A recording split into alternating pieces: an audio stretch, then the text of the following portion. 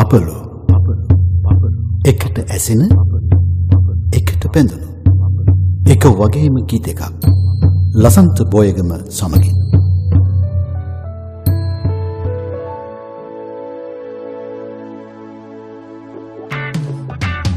මගේ ආදරේ දෙනිමක් වගේ ඔබ හට ළඳේ නෑ වැටහුණේ මිතුරා මගේ දෙනිමයි අනේ ඕනෑ දුකක් ඉවසයි ලොවේ ආදරේ වගේ ඔබේ ආදරේ දෙනිමක් වගේ උන හැටි අනේ නෑ තේරුණේ ආදර කළා දේශම වසා මොන හිත පුරායයි තෝ කළා මගේ ආදරේ අව්වත් එකයි වැස්සත් එකයි දෙනිමට එකයි දුකටත් හුරුයි සතුටත් හුරුයි මං ඒ වගේ වැටහුණ දැනුයි තේරුණ දැනුයි ඔබ මගේමයි ඔබ නම් හැඩයි දෙනිමට හැඩයි මං ආදරේ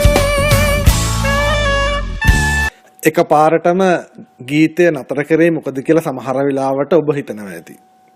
මොකද මම මේ ගීතේ නතර කරේ කියලා. මොකද ඔබ රේඩියෝ එක නතර කරන්න ඉස්සෙල්ලා මම ගීතේ නතර කරගත්තා නම් හොඳයි කියලා හිතුණා. ඔබ ඩෙනිමක් වගේ ආගේ ආදරේ ඩෙනිමක් වගේ. ඔබට වැස්සට ඔරොත්තු දෙන ඩෙනිමක් වගේ. පුදුම අපූර්ව ගීතයක් විදිහට සමහර කෙනෙකුට හිතුණත් මට නම් ඒක අපූර්ව ගීතයක් උනේ නෑ. මොකද මම ওই ගීතය අහපු වෙලාවෙ ඉඳලා මොකද්දෝ අර බඩ දඟලන ගතියක් මට දැනෙච්ච නිසා. කොමුණත් මේ ගීතේ ගායනා කරන්නේ අපේ රටේ මෑත කාලේ බිහි වුණු දක්ෂයයි කියා අප සිතූ උමාරියා සිංවංශ නම් වූ දක්ෂ ගායිකාව. ඇය ගැන මම කියනට වඩා මීට සති කිහිපයකට පෙර අපේම ගුවන් විදුලියේ අපේ අශෝක තිලකරත්න මහත්මයාගේ වැඩසටහනේදී ඔහු උමාරියා ගැන කිව්වේ මෙන්න මේ විදිහට. පොඩ්ඩක් අපි ඒක අහලා බලමු. 2010 දී චීනයේ බේජිං නුවර පවත්වපු 11 වෙනි ආසියානු නව ගායනා තරගයේ ඉසව්වෙන් ඇය රිදී පදක්කමක් හිමි කරගන්නවා. සරසවි චිත්‍රපට සම්මාන උළෙලේ සංගීත අංශයට පිට දෙවරක්ම නිර්දේශ වුණු ලාබාලම ශිල්පිනිය ඇයයි. ඒ 2007 දීත් 2008 දීත් යොවුන් පරපුර දෙස හේතු සහිතව එමත් නැත්නම් හේතු රහිතව වපර ඇහින් බලන අයට උමාරියා හොඳ අභියෝගයක්. ඔබට තේරෙනවනේ අශෝක මහත්තයත් බොහොම ඉහළින් වර්ණනා කරපු මේ උමාරියා මේ වගේ ඩෙනිමක් වගේ ගීතයක් ගායනා කිරීම නිසා මගේ හිත පොඩ්ඩක් ඉතින් දුකටපත් වුණා. අනේ මේ අපේ අනාගත පරපුර නේද මෙහෙම වෙන්නේ කියලා.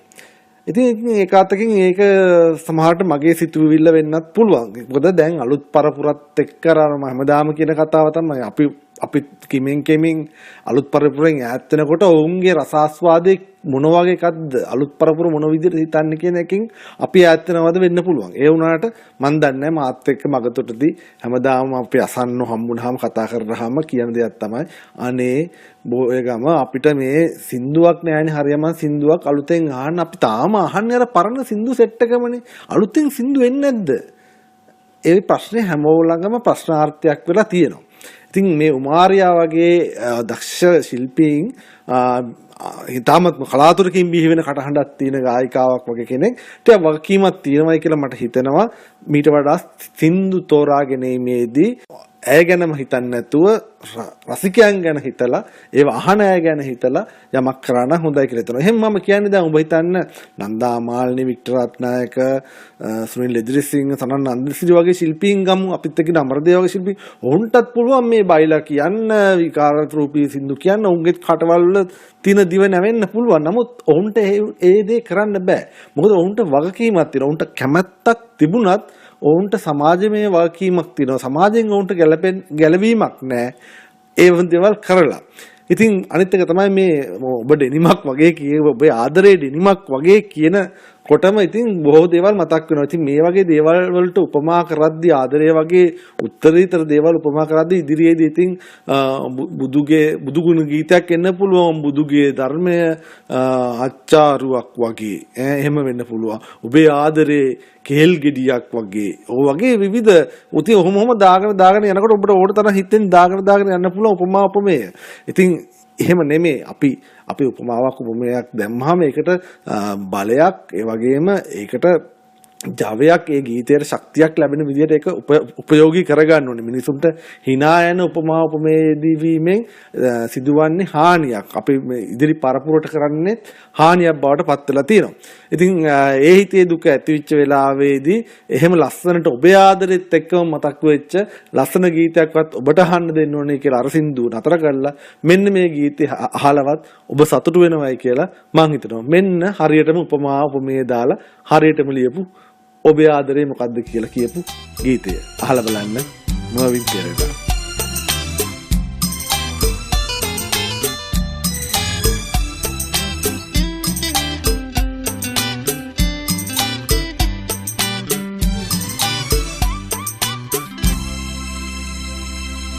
ඔබේ ආදරේ ශිලාලිපියක් වගේ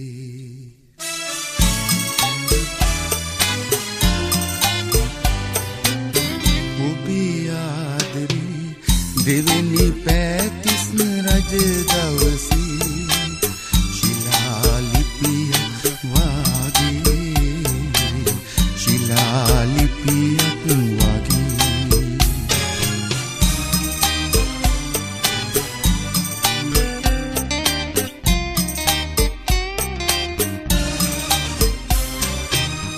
අවැසි වතුරින් පීඩිත වී බිඳී තැනින් තැන අකුරු මැකී අවැසි වතුරින් පීඩිත වී බිඳී තැනින් තැන අකුරු මැකී කියවා ගන්නට බෑ වටහා ගන්නට බෑ කියවා ගන්නට බෑ ගන්නට බෑ ඔබේ ආදරේ දෙවෙනි පැතිස් රජ දවසේ ශිලාලිපියක් වාගේ ශිලාලිපියක් වාගේ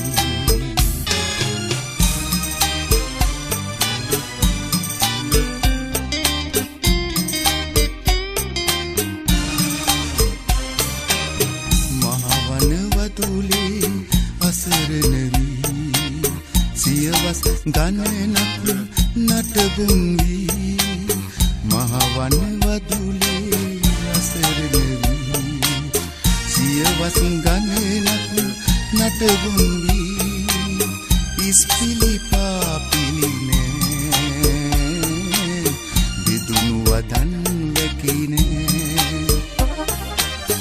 ඉස්පිලි පාපිලි නෑ දන් වෙකිනේ